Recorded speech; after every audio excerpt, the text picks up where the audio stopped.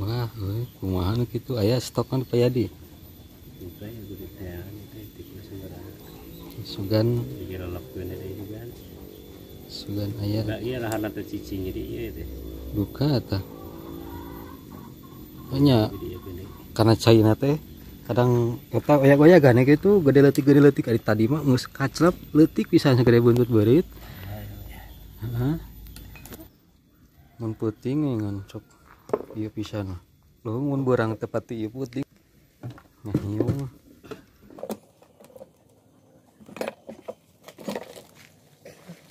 Di tanah masih kena iya nya halus.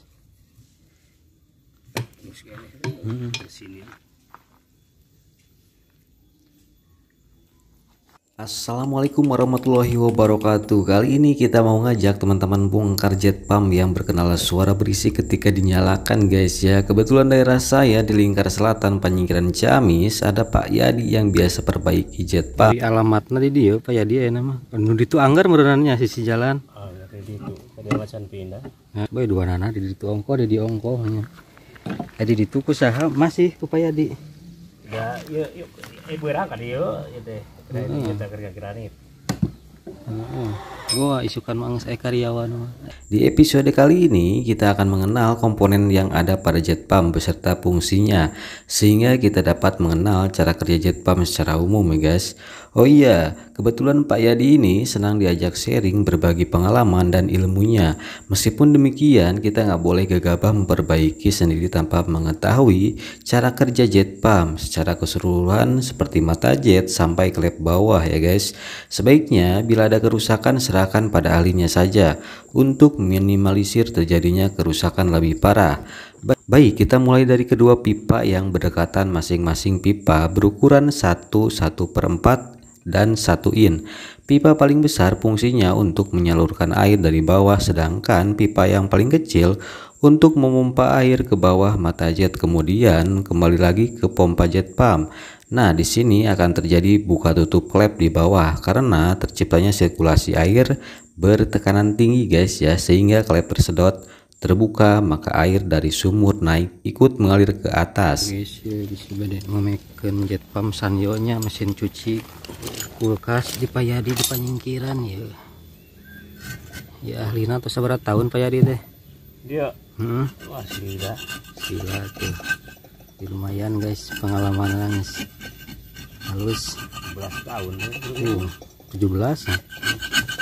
Gila tuh guys.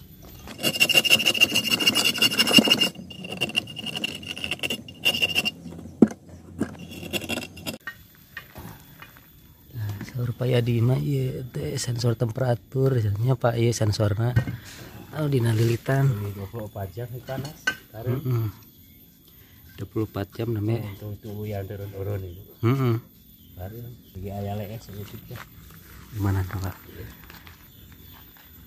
Lainnya Oh iya berarti panasnya kosi di geder dihirupan tuluy meunannya pohon. Ari ieu jeung naon? Kapasitor dia. kapasitor box Nya tutupna. Tak ieu otomatis kena kerankeun. Nya. Ditutup keran hirup ditutup ae. Sekarang kita pelajari cara kerja klep bawah. Biasanya ada karet dan per, keduanya berperan penting untuk menahan air ketika jet pump kondisi off. Nah, sedangkan pada saat dinyalakan klep akan membuka karena ada tekanan hisap air ya. Bila mana klep bawah atau atas jadi kebocoran, maka air di dalam pipa akan surut ya. Sama pula bila terjadi kebocoran pada sambungan atau badan pipa bocor seukuran jarum saja dapat terjadi penyebab air tidak naik, sehingga sering kita pancing. Karena jet pump bekerja berdasarkan tekanan air bukan karena tekanan udara. Karena jet pump lebetan terus terang Pak Yadi mah nya. Ti awal lilitan sareng Dasar skema. wae jumlahna. Anu beda biasana tina merek naon Pak Yadi? Beda tina aluminium. Oh, Jika badag beda pada aluminium. Gede. nya. Wah, gede gitarna. Aya nya tina aluminium.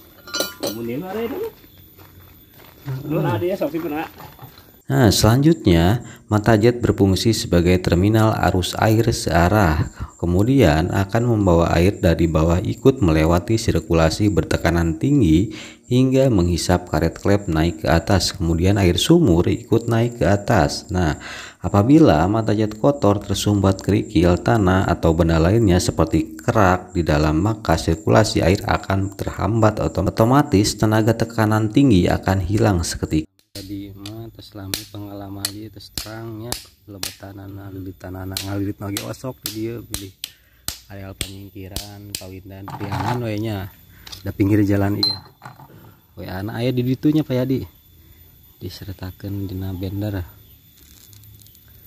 caket TK biasa napa ya di pemakaian anu cepet rusakan jet pump kumaha pemakaian anaknya di sumur saat dan kemana kuatin 70 tahun kan dan dataran teh kakeueun pengen lahar lah itu lamun sumur saat pengaruhna kana naon Pak Yadi geung hese naik saat teh jadi pancing paling maksimal sabaraha puluh meter Pak Yadi lamun nganggo jet pump nu kieu nu 2 pipa 15 terus mentok eta nama 30 na tulisanna mah nah hangar terus eungapeun desanya 8 meter anggar 8 meter tidak cai beungeut cai keluar teh kuatin asan juga mentak sok sarimpen di haranap jalan tuh kecida namun anu molongo dina pipanya saali Nah, ini faktor umum ya guys, gejala jet pump tidak keluar air atau sering dipancing.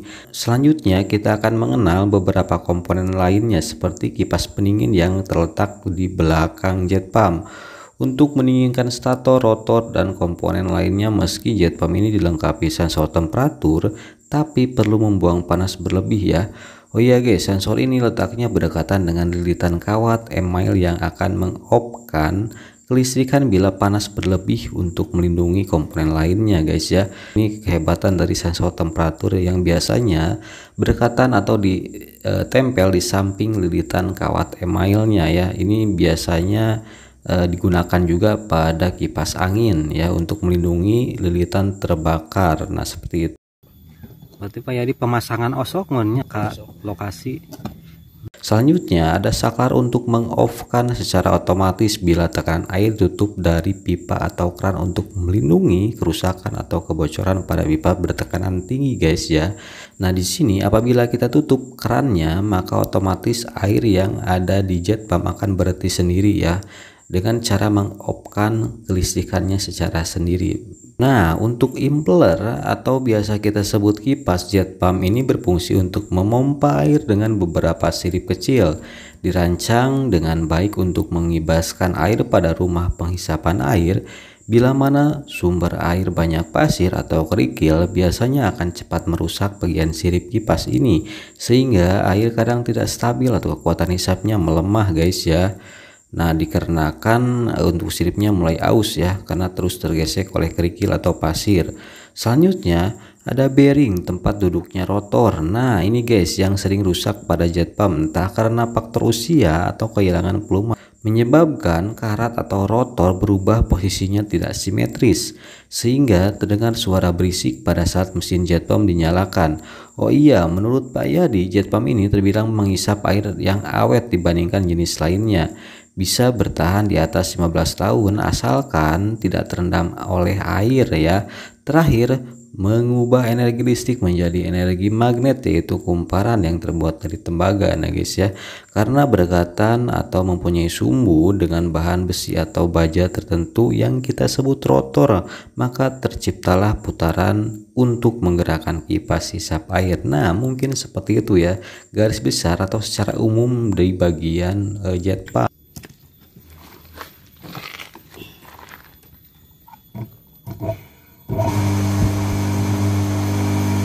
Ya ini tarik kena